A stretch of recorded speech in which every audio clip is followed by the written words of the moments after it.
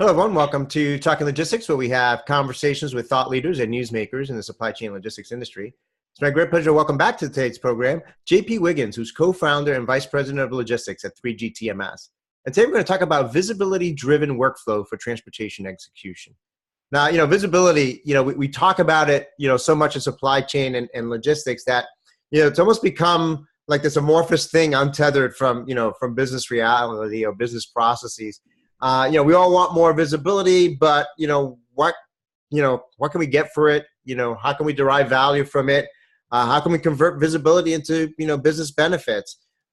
These questions are particularly relevant in the transportation realm, where making smarter decisions faster is obviously very important. In today's transportation environment, in light of increasing costs and more demanding customer expectations. So in today's episode, we're going to talk about visibility through the lens of transportation management and transportation processes and technology.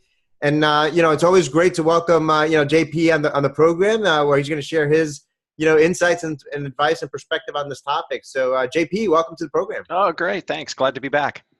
So, JP, a lot of times I hear supply chain logistics executives say, gosh, if I can track an Amazon package delivery, on my phone, or, see an Uber driving making his way, to me in real time, why can't I have the same level of visibility, with my truckload or LTL shipments, right?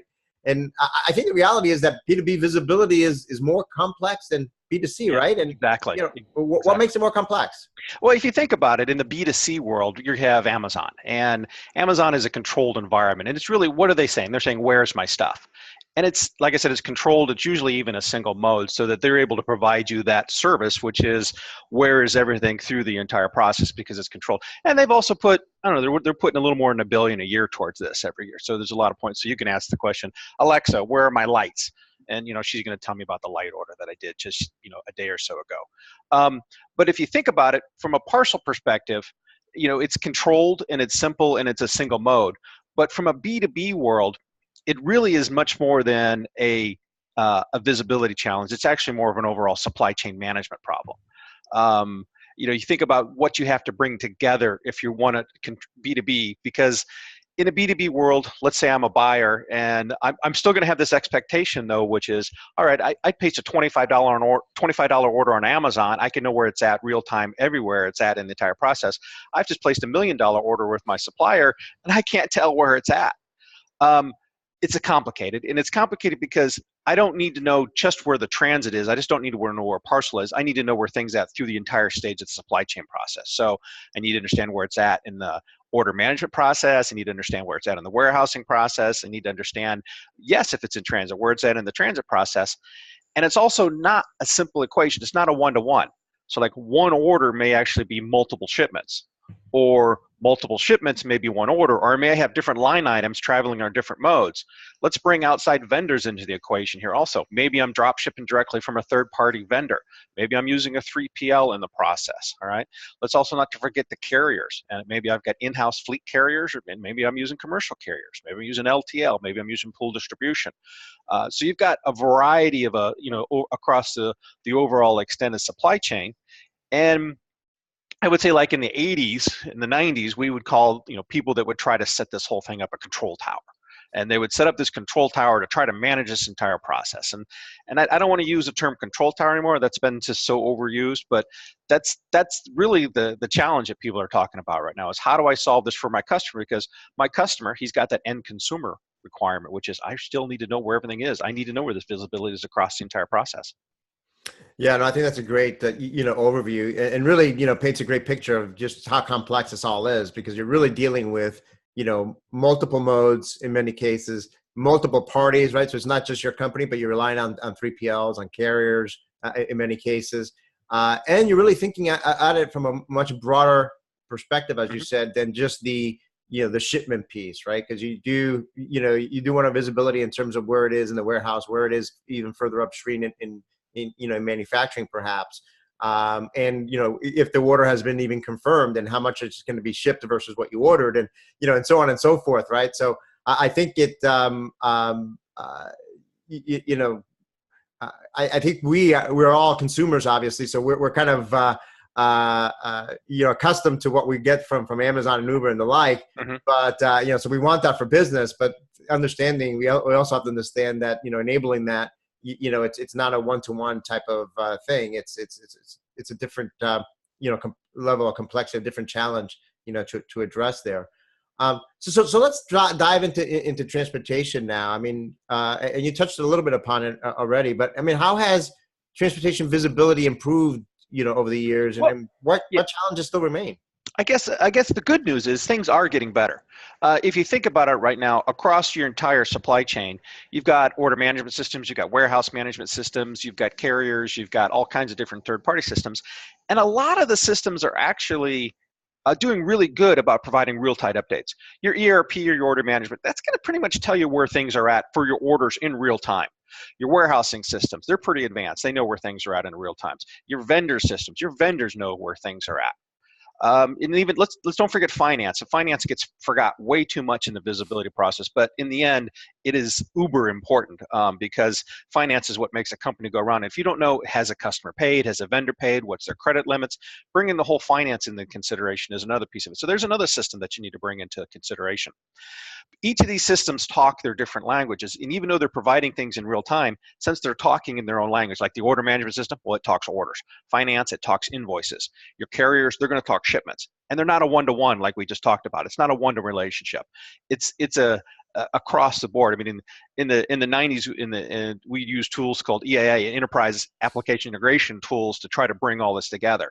But that no one has time or processes to do that right now. I mean, no one's going to get project justification to bring all this together just for visibility.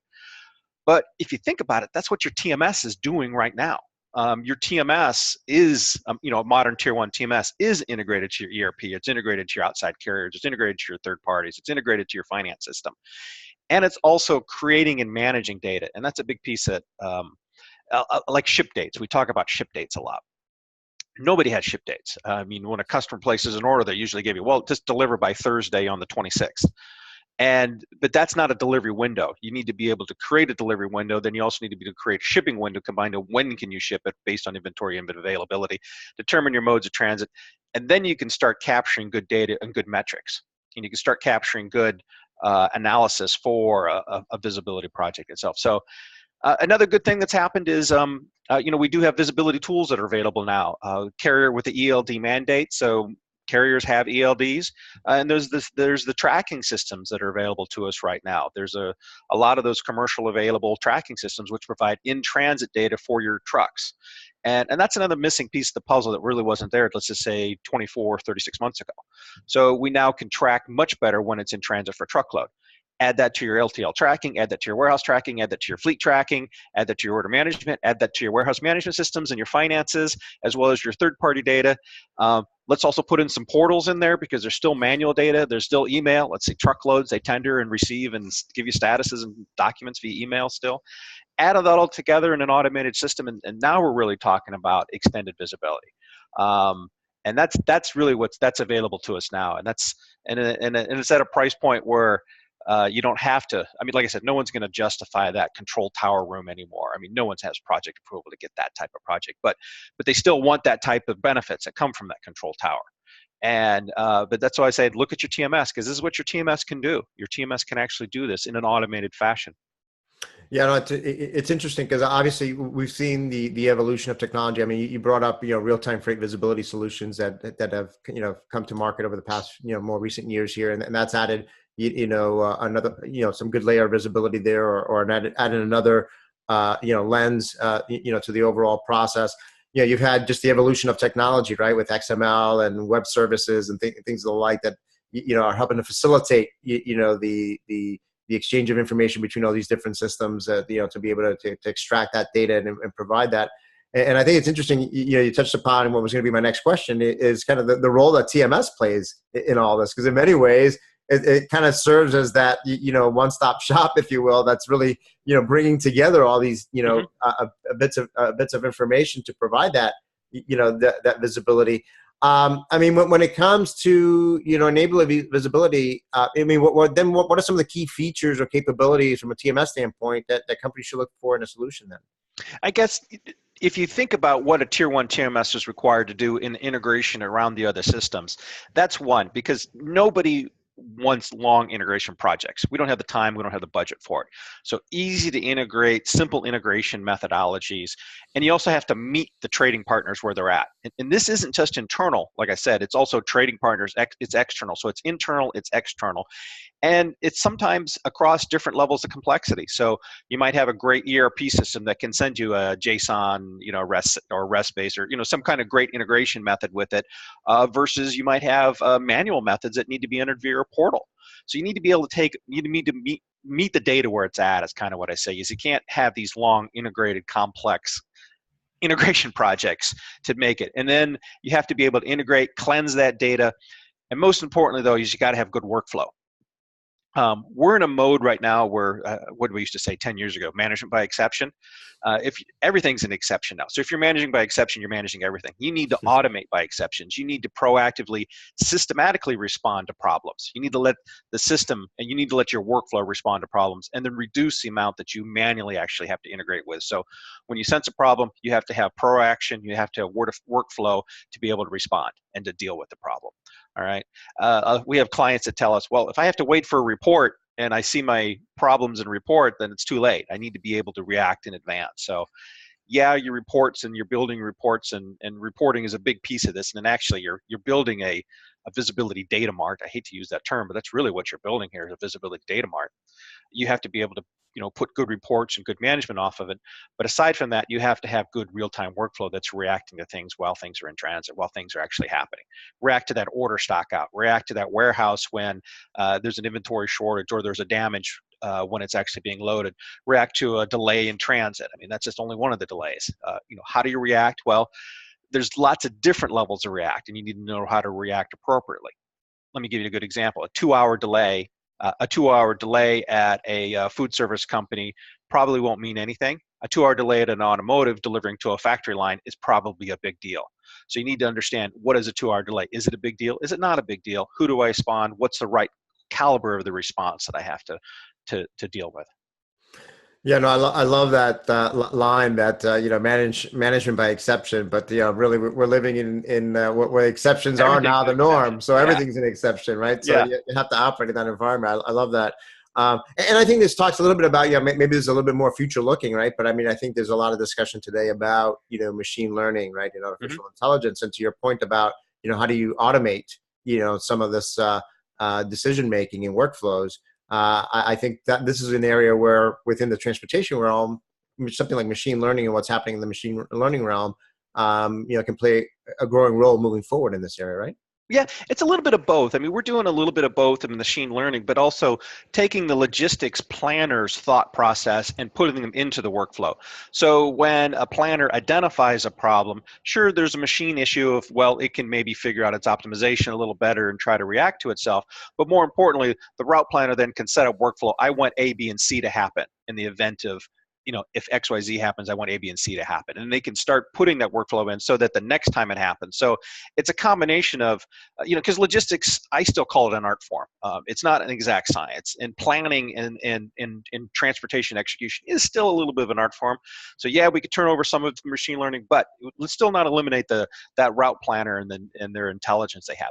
That's what we're really focused on right now, is actually extracting that knowledge so that we can get proactive. I mean, right now there's way too much data for people operating. Like we talked about, there's too many exceptions to manage by exceptions. What you need is workflow to react to the process, and you need intelligence. So we're focused on trying to extract the intelligence from the route planner and automate that. So that brings me to my next question. I mean, can you give some examples of the types of transportation workflows in a TMS that visibility can kind of enable and automate? I mean, and then how do you ultimately quantify or measure the benefits here? Yeah, I guess one of the ones we always run across is what does on time mean? I mean, there's many versions of what on time means. And on time is it in dock time? Is it the customer commitment time? Is maybe the time you made the appointment? And then we're also, now if we've got the GPS data, it's geofencing data. We've got customers now that take detention charges from customers, but the truck is sitting out there on their lot and hasn't been unloaded. But if you've got the geofence that knows, hey, the truck arrived in dock and it sat there for 3 hours before you unloaded it, but yet you're charging me demurrage charges. I mean, that's the type of data that you can start building.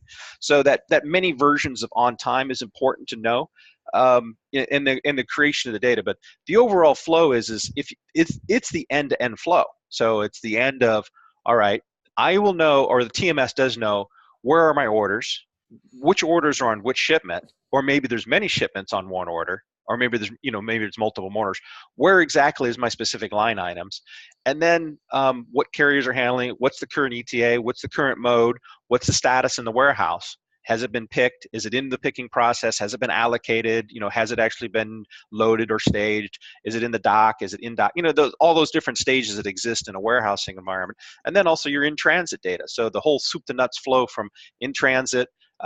Did it get picked up? Is it delivered? What's the delivery process? Maybe there's exceptions. Is it actually geofenced in gate and then unloaded? And then through POD, and like I said, don't forget then your financials, because you need to allocate these charges across your different orders. And then understand, well, what did you get paid for it? Do I have to pay carriers? What's the status of the payment? Do I maybe have a claims I got to deal with?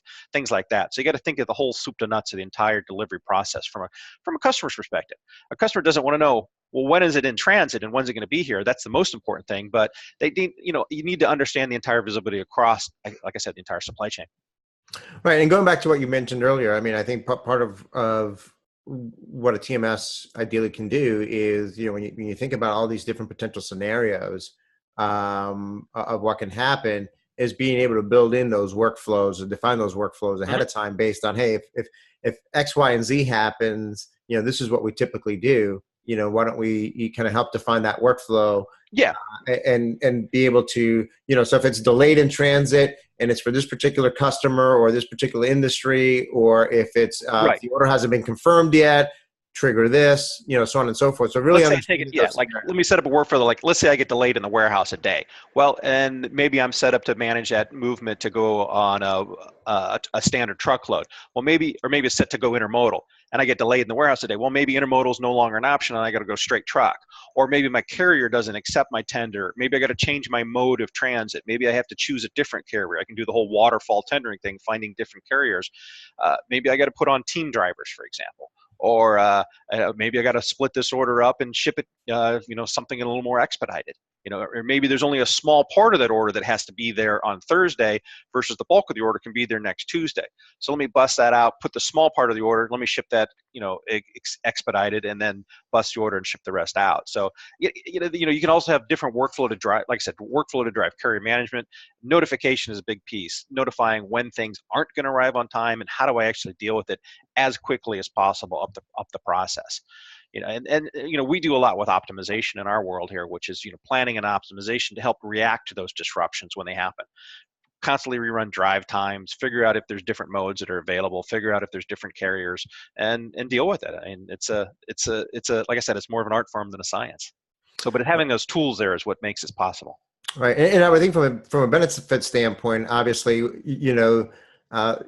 cost is always one of those factors where you're always looking to minimize transportation costs and as best as possible, even in light of exceptions that may occur. But I think, in the context of what we're talking about here in terms of management by exception and automating, I mean, I think there's probably a labor component here in terms of being able to do more with less people or the same amount of people, be able to scale your operations without adding to your staff. And then I think, one that I'm seeing more and more of is just the customer experience or customer satisfaction component, right? Because either you're proactively notifying them if things aren't going to plan to help them, adjust their plans, or you're able to correct things proactively where it's not even impacting the end customer at the end of the day. So customer satisfaction and customer experience is another key component here in terms of value, right? Yeah, we're seeing it as it's almost like it's a must-have now in the food industry. If you're shipping in the food industry, your customers absolutely demand this type of visibility. And there's some legal requirements to maintaining that whole cold chain and that custody control and temperature control environment across the whole the cold chain environment. But then also, this is becoming a common offering for 3PLs to offer to their shipper community. It's something that they couldn't afford to do in the past. It's something that was just too expensive expensive to set up control towers for each of their customers, but now it's something that they have to be able to provide is this extended visibility to their customer base. And so if you're a 3PL and you're not able to provide this type of visibility to your customer, well, be aware that your competition is. And it's something that you need to take a look at, because the end customer, the end consignee here is the ones that's really demanding this. And it's becoming a necessity to doing business in the modern world. Absolutely, absolutely. Well, JP, we're running short on time here, so I'm just going to go to my last question here. I mean, as a way to wrap up, I mean, what questions should transportation executives ask themselves to assess whether they have the right capabilities in place, to not only enable transportation visibility, but also achieve the greatest benefits from it? I say first off, look, a lot of people get wrapped up in, well, if I can get real-time data where my trucks are while they're in transit, that's going to solve this problem. And I'm trying to say, no, it's a bigger problem than you're trying to solve than that. Just knowing where your fleet is or where your commercial carrier is only one piece of the puzzle. Look at the bigger puzzle and then look at it. It can be solved. And that's what I'm trying to tell people now, that B2B visibility challenge that we've solved in the B2C world can be solved in the B2B world. Yes, it's a little more complicated. And yes, there's a lot of data perks flowing around there, but it's there. The technology is there and it's proof. And this isn't vaporware. This is live in production across, the spectrum. I mean, we can point to customers that are exactly doing this and receiving the benefits. The benefits of being able to capture this type of data and then put heuristics on it and then put workflow on it, and then that's where I think the other way I like to say is that we've solved the low-hanging fruit in supply chain most places, especially in transportation execution. A lot of the low-hanging fruit's been solved. The next level is a little more complicated, and because you're dealing with so many different third parties, you got to bring it all together. But think about it. That's what we in the TMS world have done for our entire existence. We're always about integrating third parties together. We're bringing together trading partners, we call it, vendors and customers and carriers and other third parties, and 3PLs and 4PLs together in the same environment across the entire supply chain. So that's what we do. We bring the world together, and we'll let you manage it. I love that. I think that probably warrants to have another episode just talking about the role of TMS in today's supply chain logistics realm, because I think it is, when you look back when you look at kind of the role and the capabilities required to do transportation management right, and as we talked about earlier, the fact that you're integrating with all these different trading partners, the fact that TMS is interfacing with many different systems and bringing in data from all those systems to provide that, to be able to answer those questions in terms of where's my order, where's my shipment, when's it going to get here, so on and so forth. TMS is really kind of that glue that holds a lot of these supply chain logistics processes, together. So, it's time to give it a little bit more respect and love out there in the industry. So that might be a topic for a future conversation. But JP, we're out of time for today. But as always appreciate your thoughts and insights, particularly on this topic, which is visibility and transportation is something that's always top of mind for executives. So again, thank you for making the time to be with us today. Great, thanks. Glad to be here. I want to thank those of you that joined us. If you're watching this episode on demand, either at the 3G TMS website or on Talking Logistics, and you've got a question or a comment for JP, you can post it there, and I'm sure he'll be more than happy to respond via that medium. Again, thank you for joining us, and look forward to seeing you in a future episode of Talking Logistics. Have a great day.